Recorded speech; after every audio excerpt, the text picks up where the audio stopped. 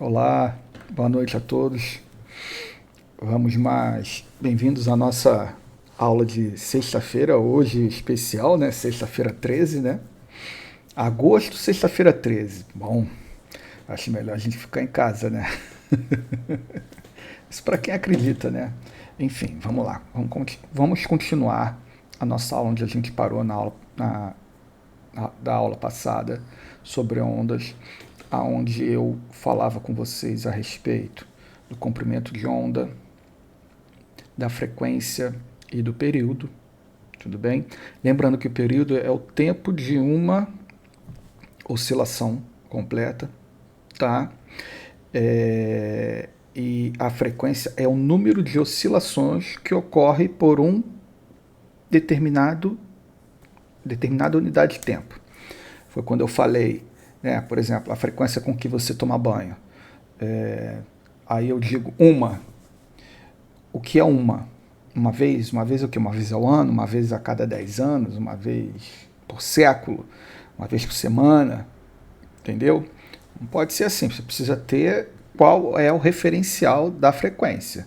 E a frequência, quando a gente trata de ondas, é a relação com a unidade de tempo segundo. Então é sempre por segundo. E aí por segundo a gente chama de hertz. Tá claro? Então vamos voltar aqui exatamente onde a nossa aula acabou semana passada. Então tá aqui, ó, aonde eu mostrei para vocês, eu apresentei a vocês, a velocidade da onda é igual ao seu comprimento vezes a frequência. Ou a gente troca a frequência e por 1 sobre período, que é exatamente o que está aqui nessa equação em cima, tá vendo? Ó, período é igual a 1 sobre frequência, ou frequência é 1 sobre período. A equação é rigorosamente a mesma, né? Vamos continuar aqui, ó. Aqui a gente tem, tá vendo? Ó, uma onda completa, né? Então esse roxo aqui é o comprimento de onda.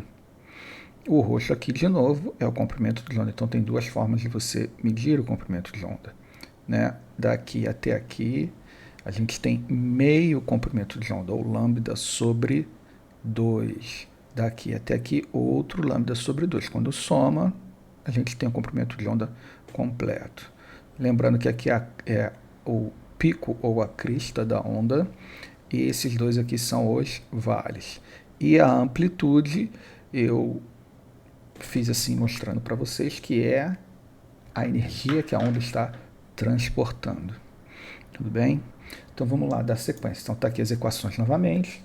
A velocidade com que essa onda tá se propagando é igual a lambda sobre período ou lambda vezes a frequência. Deixa eu ver aqui. Espera aí. Isso. Tá? Caso vocês tenham perdido. Então vamos lá continuar. A propagação de um pulso transversal em meios unidimensionais. Quando a gente está tratando de meios unidimensionais, normalmente a gente está tratando de quê? De um pulso numa corda, tá? Que ele só vai vibrar numa direção, tipo uma corda de violão. Tudo bem? Então vamos lá. Considere uma corda homogênea, ou seja, ela é toda por igual, mesmo material, tá? De seção transversal constante, ou seja, que essa corda não fique mais grossa ou mais fina durante todo o seu comprimento que a gente vai estudar. E que tem uma massa determinada M e um comprimento L. Tá? E a gente trabalha aqui uma coisa chamada de densidade linear. Porque às vezes você vai tratar com um fio. Deixa eu ver se eu tenho um fio aqui para vocês que não esteja ligado no computador agora e vai atrapalhar a gravação. Deixa eu ver aqui. Acho que eu tenho um cabo aqui. Ó. É isso. Eu vou até... Pera aí. Eu vou até mudar a câmera para que vocês consigam ver melhor. Então você está aqui, ó, tá vendo? Isso aqui é um cabo, tá? Um fio.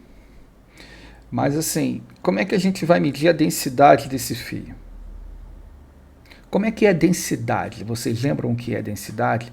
Densidade, para caso vocês não lembrem e tenham esquecido, é a relação entre massa de um determinado material, qualquer coisa, em relação ao volume que essa coisa ocupa no espaço. Então vamos lá. É igual, por exemplo, 1 quilo de algodão. Vamos lá. Ele tem a mesma densidade do que 1 quilo de ferro fundido? O que vocês acham? 1 quilo de chumbo. Chumbo, então, é muito, muito denso. 1 quilo de chumbo é o quê? Uma plaquinha pequenininha. E 1 quilo de algodão? 1 quilo de algodão deve ser um saco enorme. E por que eu estou falando de 1 quilo? 1 quilo, no caso aqui, eu estou falando o quê? 1 quilo de algodão e 1 quilo de chumbo. A massa é igual para os dois. Só que 1 quilo de chumbo é pequeno, ocupa pouco espaço, ou seja, está tudo concentrado ali, então ele tem alta o quê? Densidade. As moléculas estão todas espremidas, apertadinhas ali dentro. E você tem o algodão, que ela está toda espalhada, né? Você assopra assim, o algodão ele se mexe, de tão espalhado que está essa massa, ou seja, tem uma densidade baixa. Entendeu? Mas então como é que a gente vai calcular a densidade de uma corda? Porque a densidade vai influenciar na velocidade da onda, e a gente vai ver isso já já. Bom, como é que a gente vai fazer isso? Eu teria que medir, pegar a corda, botar numa balança, né? Vou botar numa balança e vou medir a massa. Beleza, vamos lá, 200 gramas, 0,2 quilos. Não é isso, é bem menos, mas está aqui, ó, 200 gramas. E aí, o que eu faço? Eu vou ter que pegar o que deu 200 gramas, né?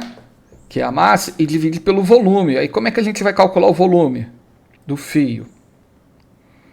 O volume do fio, eu vou ter que pegar o comprimento dele e multiplicar por quê? Pela área da seção do fio. Mas se o fio for muito pequeno, né? Por exemplo, esse fio aqui aquele arame de papel de pão, tem como a gente calcular a área da seção reta desse fio? Deixa eu ver se ele consegue dar zoom. Mudar o foco. Não consegue. Não. A gente consegue fazer isso aqui? Calcular isso aqui? Não. Então, qual é a solução se a gente não consegue? Não consegue. Como é que a gente não consegue medir o volume, por exemplo, desse fiozinho aqui, né? Desse arame de papel de pão? Como é que a gente faz então? Bom, então a gente pega a massa, a gente consegue medir. A massa dele a gente consegue medir. Mas o seu volume não. E o comprimento a gente consegue. Então a gente, ao invés de trabalhar com densidade normal, que é a relação da massa e o volume que ele ocupa, a gente vai trabalhar com densidade linear. Ou seja, qual é a massa a cada unidade de comprimento. Pode ser o metro, pode ser o centímetro, pode ser o milímetro, tá? É isso que a gente vai ver agora aqui. Vamos lá, vamos continuar. Aqui, essa densidade linear a gente chama de Mi. Aqui, ó. Tá ok? Densidade linear. Então você tem aqui, ó. Você tem a corda, você tem a onda passando pela corda com uma determinada velocidade. Você tem aqui a densidade linear da corda, que é a massa M dessa corda dividido pelo seu comprimento. E olha que interessante, essa velocidade ela é dada por essa equação aqui, ó. Raiz quadrada da... Esse T aqui, vocês têm que tomar cuidado porque não é período. Esse T de tensão na corda, o quanto que a corda está sendo esticada. Estou fazendo uma força aqui, esticando a corda. Tudo bem? Então, esse T é da tensão na corda, não é o período da corda. Tá? E aí você tem a raiz quadrada da tensão na corda sobre a densidade linear. Essa equação aqui, ó, ela é semelhante à que o Isaac Newton descreveu para a velocidade do som no ar, que tem a ver com a tensão, né, que o ar está sofrendo e tal, e o ar sofre tensão também devido à força da gravidade que pressiona ele para baixo, aí ele também pode se esticar ou pode encolher, e dividido pela densidade linear do ar. Então, e aí a densidade linear do ar, no caso, seria a densidade do próprio ar, não a linear, mas é parecida a equação. Então você tem aqui, ó, exatamente aquilo que eu expliquei para vocês. A velocidade de propagação no pulso da corda depende apenas da intensidade da força de tração e da densidade linear μ da corda, sendo dada pela expressão ao lado. Está aqui, ó, V, velocidade igual a raiz quadrada da tensão na corda sobre a densidade linear. Observe que quanto maior for a intensidade da força que traciona a corda, isto é, quanto mais esticada ela estiver, maior será a velocidade de propagação. Por que isso? Então você tem aqui, quanto mais tensão tiver na corda, maior vai ser a velocidade, porque você tem uma relação direta aqui, ó, porque ele está no numerador. Quanto maior for esse resultado do numerador, maior será a velocidade. Tudo bem? Então é sempre assim. Quanto maior for a densidade linear, menor será a velocidade. Quanto mais grossa, né, mais pesada for essa corda, mais lento vai ser a propagação da onda através dela. Tranquilo isso para todo mundo? Que vai ver uns exercícios a respeito disso. Tá? E aí agora nós temos outro fenômeno ondulatório, né, que se chama reflexão e refração. Reflexão é igual ao que acontece, por exemplo, quando você está num espelho, né? Então a onda ela sofre reflexão. E o próprio espelho é a prova disso, só que ali a gente está tratando de uma onda eletromagnética. Então a gente só vê o nosso reflexo por causa que a luz que nos ilumina é uma onda. E essa onda sofre os efeitos de todas as ondas. O que caracteriza uma onda são os efeitos que ela sofre. Então você tem reflexão e refração.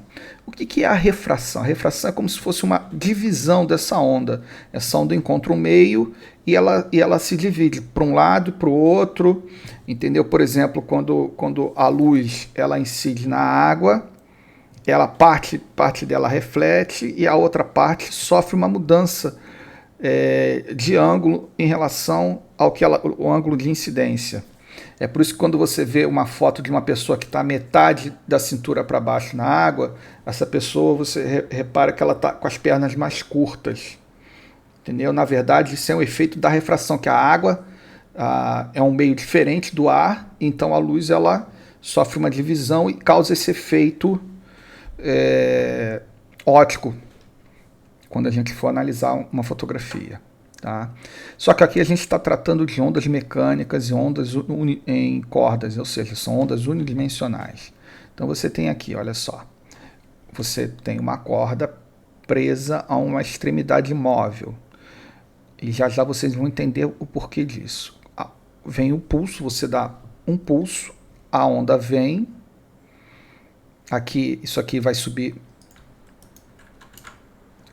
e descer, e ela volta. Tá?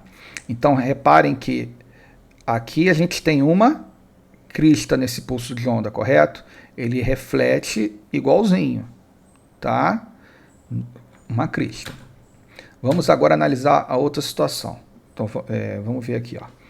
Fenômenos ondulatórios, né? Então, qualquer que seja o tipo de onda, ela está sujeita aos fenômenos de reflexão. Foi exatamente aquilo que eu falei, as ondas eletromagnéticas. Então, para ser uma onda, ela sofre reflexão e sofre refração, tá? E aí, qual é a característica dessa reflexão?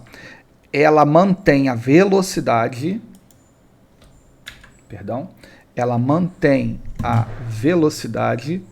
a frequência e o comprimento de onda iguais ao da onda incidente. Então essas coisas elas se mantêm constantes. Tá claro isso para todo mundo? A velocidade inicial que ela bateu naquele determinado, aquela barreira, a sua frequência e o comprimento de onda são iguais.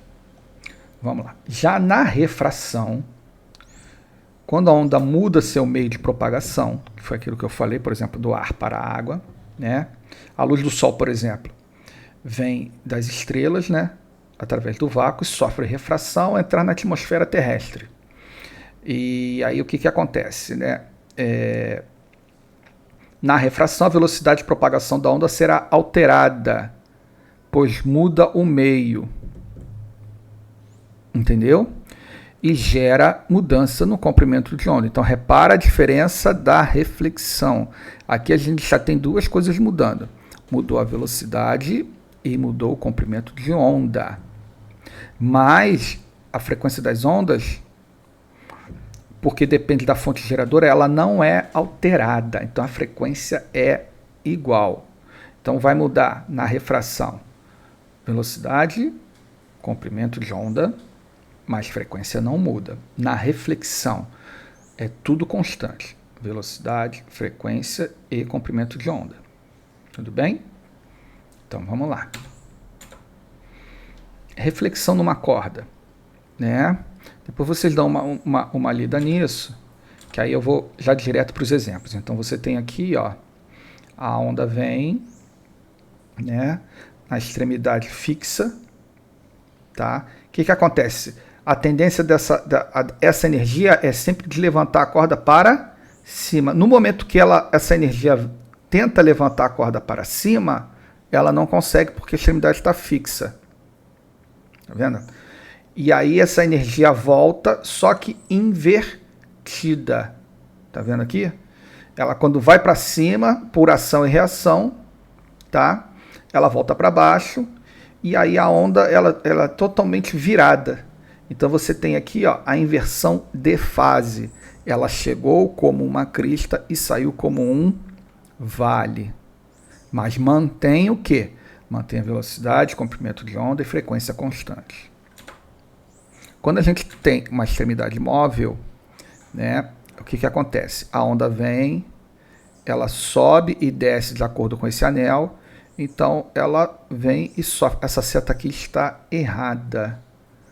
Né, tá repetida daqui, essa seta tinha que estar para o outro lado, depois eu vou alterar isso para vocês. Então a onda vem, ela sobe, desce e retorna como uma crista. Lembrando sempre que mantém aí, tanto na primeira situação quanto na segunda situação, mantém a velocidade constante, frequência e comprimento de onda. Isso na reflexão. Vamos lá. Aqui é outro exemplo, né? Aí você vê que vem a velocidade. Ó, before reflection, antes da reflexão, vem extremidade fixa, ó, fixed boundary condition. Então você tem extremidade fixa. Boundary é tipo borda, entendeu? A extremidade da borda fixa. Eu acho que é, né? Não sou 100% no inglês não, mas enfim, vamos lá. Então vem para cá, não consegue, aí volta. Volta o quê? Refletida. Entendeu? Então você tem o sentido da velocidade aqui, ele muda, mas a velocidade, o valor dela numérico permanece constante. Tá? E aí você tem que era uma crista, virou um vale. Aqui, quando você tem a extremidade livre, você vem como uma crista, sobe e desce e retorna como uma crista também. Então você não tem inversão de fase. Tá? E aí tudo é constante, só muda o sentido de propagação. Que está indo da esquerda para a direita, vai para a direita para a esquerda. Refração de uma corda, né? E o que acontece com a refração de uma corda? Depois vocês leem isso, depois me dão um resumo. Você tem aqui, ó, vem a onda, visivelmente aqui essa corda é mais fina do que essa, ou seja, aqui a densidade linear ela vai ser o quê? Maior. Então, vai mudar a velocidade de propagação, correto? Né? E vai mudar também o quê? O comprimento de onda. E aí você tem essa energia que ela... E aí, como tem essa diferença, aqui ocorre o que nessa refração? Tem uma divisão dessa onda. Então, o que significa isso? Parte dela segue nessa corda mais densa e parte dessa energia volta como se fosse uma reflexão numa extremidade fixa. Tá? Depois eu vou procurar uns vídeos sobre isso para anexar também para vocês observarem. Então aqui, ó,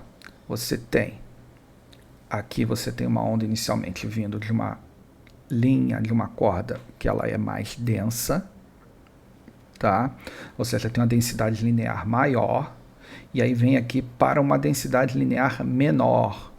Ainda assim ocorre a divisão, né? Você vê aqui a amplitude da energia, né? Ela é muda, né?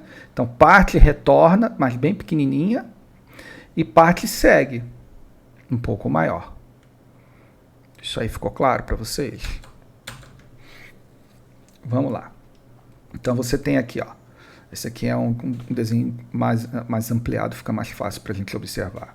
Então você tem aqui a onda incidente, uma velocidade inicial, né, ou velocidade da onda incidente. Aí você tem aqui uma parte mais grossa da corda. Então você tem parte é transmitida, tá vendo? Essa aqui é que foi transmitida para a nova corda. Você vê que diminuiu a amplitude, ou seja, teve... E para onde foi essa energia? Só parte da energia seguiu o caminho. A outra parte da energia foi para onde? Foi refletida para a corda mais fina, que também, se somar essa amplitude com essa amplitude aqui, ó, tanto desse vale quanto essa crista, tem que dar essa amplitude inicial total. Tudo bem? Então vamos lá. Vamos seguir aqui. Aqui também temos outra situação, só que agora está vindo da corda grossa para uma corda fina. Então você tem a onda aqui, ó. Repare bem nessa amplitude. E aí quando vem aqui ocorre a mudança. Parte é refletida e você vê que já dá uma queda na energia da onda, né? E o que não conseguiu passar para essa corda retorna, né? No sentido contrário. Mudando o que, turma? Velocidade e comprimento de onda. No caso aqui, a onda, comparando com essa, tu vê a velocidade e comprimento de onda aqui e aqui são completamente diferentes dessa situação que está aqui. Mas a frequência, ela é a mesma. Aí depois eu quero que vocês deem uma lida aqui, tá? Nessa parte. Mas eu vou explicar para vocês a respeito disso daqui, ó. Por que que o surfista consegue pegar a onda na praia e a gente não, em alto mar não consegue, tá? É devido a essa mudança no relevo, tá? Então acaba mudando o meio que a onda está se propagando. Entendeu?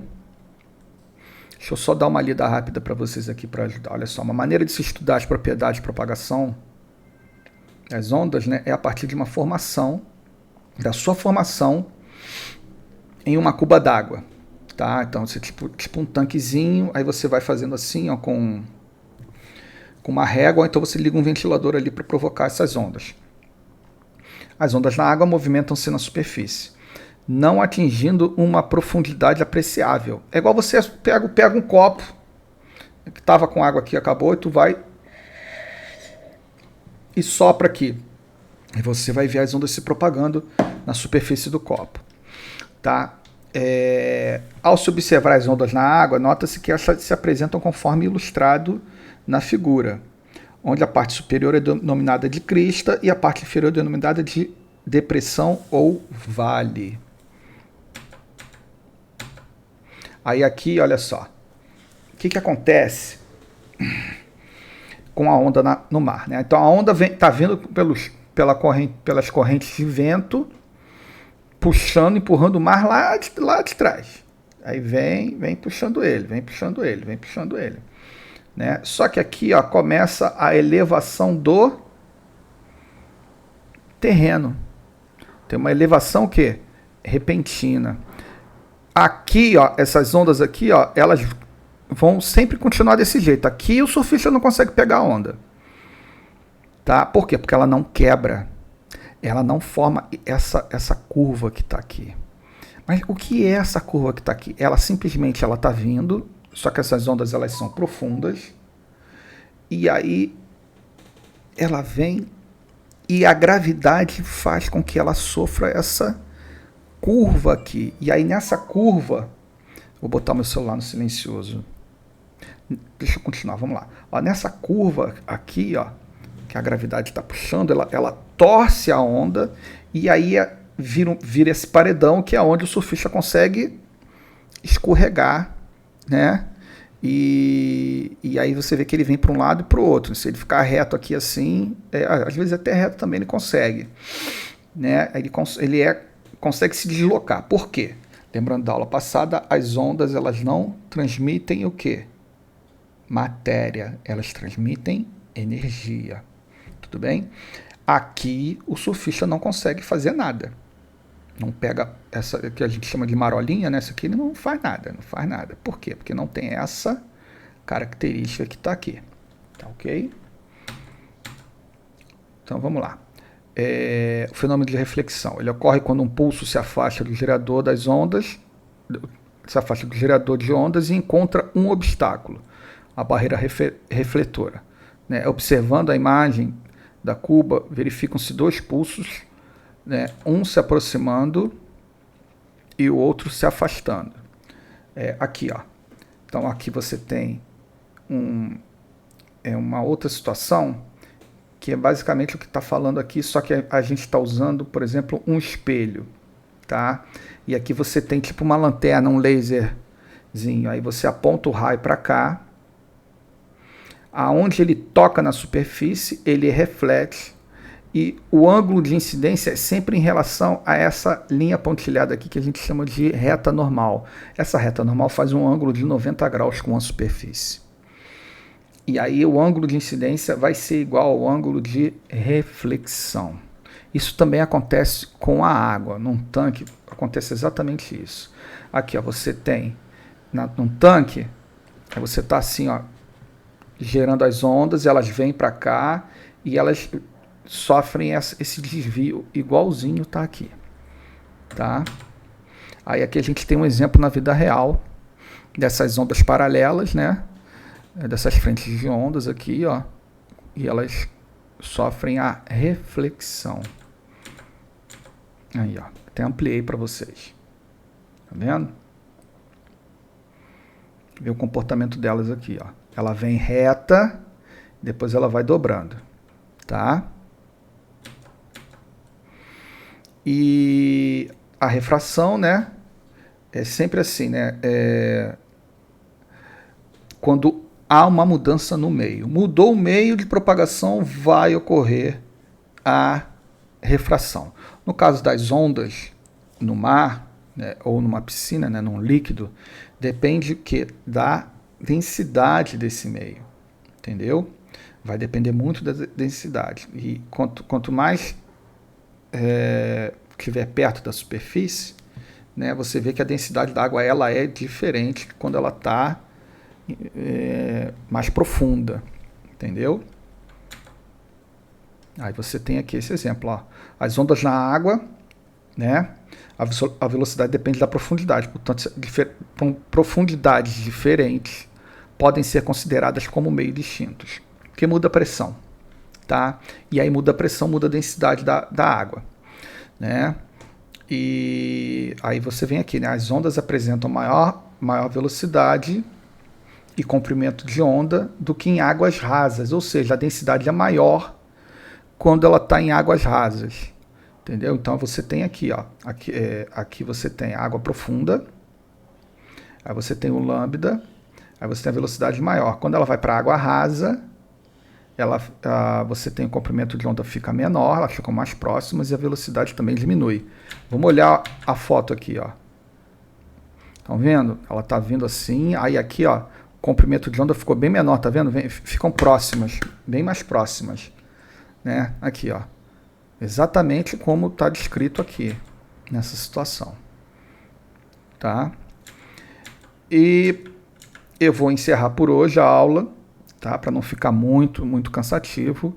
E eu espero que também vocês, na próxima aula, apresentem, me enviem um resumo sobre esse conteúdo que está sendo aplicado, que eu tô apresentando para vocês. Tá? E aí, isso é uma maneira de vocês ficarem mais conscientes do que está sendo apresentado.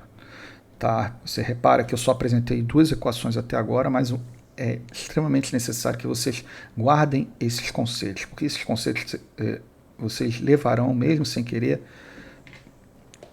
por toda a vida de vocês. Tá?